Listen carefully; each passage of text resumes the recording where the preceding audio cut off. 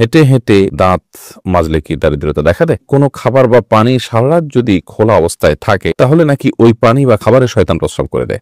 ইসলামের বিষয়ে কি বলে? নখে নেল পালিশ দেওয়া কি হারাম? নখ বড় রাখলে কি নামাজ হবে? স্বপ্নদোষ হলে কি ওই বিছানায় শোয়া যাবে? জিন বা কেউ যে কালো জাদু করলে অনেক কবিরাজ ওষুধ হিসাবে কিছু আরবি লেখা কাগজ লিখে পানিতে ভিজিয়ে খেতে বলে, এটা কি জায়েজ হবে? জামাতে সালাত আদায় করার সময় কাতারে যদি জায়গা না হয় তাহলে কি একা একা পিছনে কাতারে সালাত আদায় করা যাবে? ফু দিয়ে নাকি গরম খাবার খেতে নেই, আসলে কি সত্য? মৃত্যুর চিন্তায় আমার ঘুমও ঠিক মতো হয় না, অনেক কষ্ট হয়, এতে আমি কি করব? ওযু ছাড়া জিকির করা যাবে কি? নামাজ শেষে মুনাজাতের গুরুত্ব কতটুকু? চলুন তাহলে আমরা প্রশ্নোত্তর আলোকিত ভবনে প্রবেশ করি। রিয়াদ হোসেন আপনি লিখেছেন, স্বপ্নদোষ হলে কি ওই বিছানায় শোয়া যাবে? হ্যাঁ, স্বপ্নদোষ হলে সেই বিছানায় শোয়াতে অসুবিধা নেই। যদি কোনো জায়গায় নাপাক লেগে থাকে তাহলে ওই জায়গাটা আপনি আলতো করে ধুয়ে ফেললেন, সেটাতেই হবে। অথবা শুকিয়ে গেলে সেটা আপনি খুঁচিয়ে তুলে ফেলতে পারেন, তাতে আপনি সেখানে শুইতে পারবেন। অথবা সেটা যদি শুকিয়ে যায় তার উপর আপনি শোন, তাহলে আপনার শরীরে ওইটা না লাগে সরাসরি, তাহলে সেক্ষেত্রে জায়েজ হবে, কিন্তু ধুয়ে ফেলে তারপরে বা পবিত্র করে তারপর আপনি ঘুমাবেন, সেটা উত্তম। নাসরিন আপনি লিখেছেন, ফু দিয়ে নাকি গরম খাবার খেতে নেই, আসলে কি সত্য? হ্যাঁ, ফু দিয়ে গরম খাবার খাওয়ার পরে হাদিসে নিষেধাজ্ঞা আছে। তাছাড়া এটা বৈজ্ঞানিক ভাবেও বোধ হয়, আমি যতটুকু জানি এটা অনুপকারী কাজ, ক্ষতিকর কাজ। বিধায় গরম খাবার আমরা ফু দিয়ে খাবো না, এবং সেটা একটু সহনীয় পর্যায়ে ঠান্ডা হওয়ার জন্য প্রয়োজন অপেক্ষা করব, বা অন্য কোনো ভাবে এটাকে আমরা নরমাল করার চেষ্টা করব, কিন্তু ফু দিয়ে আমরা গরম খাবার খাবো না। এসআই রুবেল খান লিখেছেন, ওযু ছাড়া জিকির করা যাবে কি? ওযু ছাড়া জিকির করা যাবে, জিকিরের জন্য ওযু শর্ত নয়। এমনকি কারো যদি গোসল ফরজ হয় অবস্থা সে আল্লাহ স্মরণ করতে পারে, মুখে আল্লাহর সাধারণ যে জিকিরগুলো আছে সেগুলো তিনি অব্যাহত রাখতে পারেন। কারণ জিকির এমন একটা ইবাদত, এমন একটি আমল যেটি সর্বক্ষণ আমাদের করা দরকার। সর্বক্ষণ যেগুলো করতে হয় সে আমলগুলোকে আল্লাহ রাব্বুল আলামিন সবসময় যেন বান্দা করতে পারে, সেজন্য পবিত্রতা সেখানে শর্ত রাখেন। জিকির এমন একটি আমল, এই জন্য সবসময় আমাদের জিকির অব্যাহত রাখা উচিত। এরপরে সনি আক্তার আপনি লিখেছেন, জিন বা কেউ যে কালো জাদু করলে অনেক কবিরাজ ওষুধ হিসাবে কিছু আরবি লেখা কাগজ লিখে পানিতে ভিজিয়ে খেতে বলে, এটা কি জায়েজ হবে? এটা সুন্নাহসম্মত কোনো ট্রিটমেন্টের পদ্ধতি নয়। বিশেষ করে সেখানে যদি আপনার এমন কিছু লেখা থাকে যে অস্পষ্ট, বোঝা না যায়। অনেক সময় দেখা যায় তাবিজ কবজ যারা দেয় সেগুলোর মধ্যে একটা বড় অংশ আছে যারা আপনার শিরক এবং কুফরি কথা, বিভিন্ন কাফেরদের নাম ইত্যাদি লিখে দেয়। তো এগুলো তো রীতিমতো শয়তান আশ্রয় নেওয়ার শামিল অনেক ক্ষেত্রেই, তো যার কারণে জায়েজ নয়। তাছাড়া নবী করিম সাল্লাল্লাহু আলাইহি ওয়াসাল্লামের সুন্নাহ পদ্ধতি হলো যে কোরআন কারীমের আয়াত তেলাওয়াত করে দোয়া পড়ে ফু দেওয়া, বা কোনো জায়গায় অসুস্থ জায়গা ধরে আয়াত তেলাওয়াত করা পড়া, সেটা পানিতে বা তেলে ইত্যাদিতে আপনার ফু দিয়ে খাওয়া, এটা হলো নবী সাল্লাল্লাহু আলাইহি ওয়াসাল্লামের সুন্নাহ। কিন্তু এর বাইরে এরকম আয়াত লিখে সেটা ভিজিয়ে খাওয়া বা পান করা, এরকম কোন সিস্টেম নবী করিম সাল্লাল্লাহু আলাইহি ওয়াসাল্লামের জীবনীতে ছিল না, সাহাবীরা করেছেন না খোলাফায়ে রাশিদা করেছেন, এটা আমরা পরিহার করব। এরপরে ফারজানা বৃষ্টি আপনি লিখেছেন, নামাজ শেষে মুনাজাতের গুরুত্ব কতটুকু? নামাজ শেষে দোয়া কবুল হয়, অত কেউ চাইলে কোনো নামাজের পর আল্লাহর কাছে দোয়া করতে পারেন, সেটা একান্ত তার ব্যক্তিগত বিষয়, কিন্তু নামাজের পরে দোয়া করতেই হবে বাই ডিফল্ট, এটা নামাজের পরের অংশ, হাত তুলে দোয়া করতে হবে এমনটি কিন্তু আবশ্যক নয়, এবং এটি নবী সাল্লাল্লাহু আলাইহি ওয়াসাল্লামের সুন্নাহ নয়। আর সম্মিলিতভাবে করে তো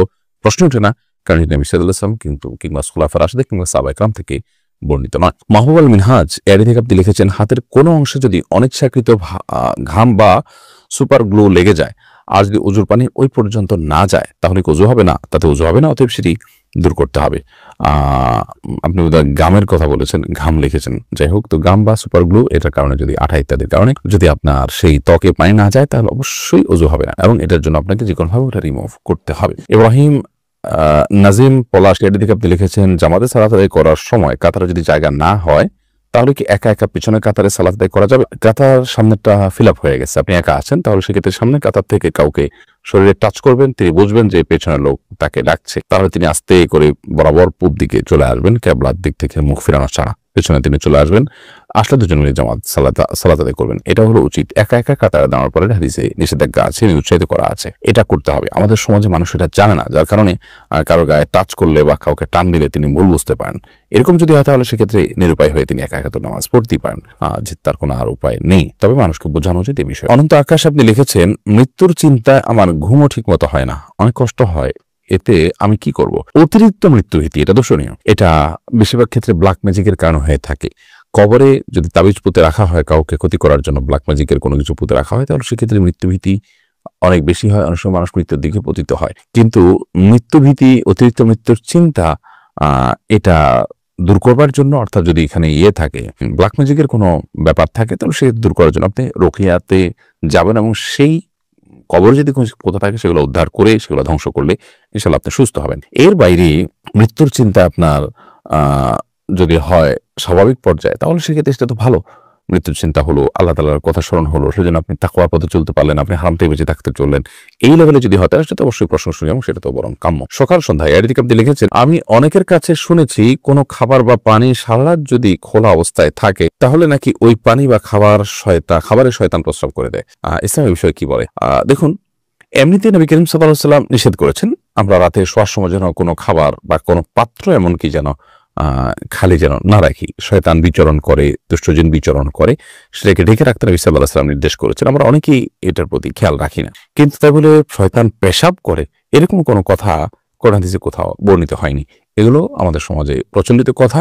অনেক মুরব্বীরা এই যে খাবার বা প্লেট ইত্যাদি অনেকে ঢাকা ছাড়া শুয়ে পড়েন, সেই বদভ্যাস বা সে খারাপ কাজটিকে দূর করবার জন্য এ ধরনের কথা নিজেরা বানিয়ে নিয়েছেন। তো কোরআন হাদিসের নামে মন গড়া এরকম কোন কথা বানিয়ে নেওয়া এটা গুনাহের কথা। নবী সাল্লাল্লাহু আলাইহি ওয়াসাল্লাম বলেছেন, মান কাযিবা আলাইহি মুতাআম্মিদান ফালিয়াতাবাওয়া মাকআদাহু মিনান নার। যে ব্যক্তি আমার ব্যাপারে ইচ্ছাকৃতভাবে মিথ্যা কথা আরোপ করবে, আমার নামে মিথ্যা হাদিস বলবে, সেজন্য তার ঠিকানা জাহান্নামে জেনে রাখে। ফাহিমা আখতার আপনি লিখেছেন, নখে নেল পালিশ দেওয়া কি হারাম? নখ বড় রাখলে কি নামাজ হবে? জানাবেন দয়া করে।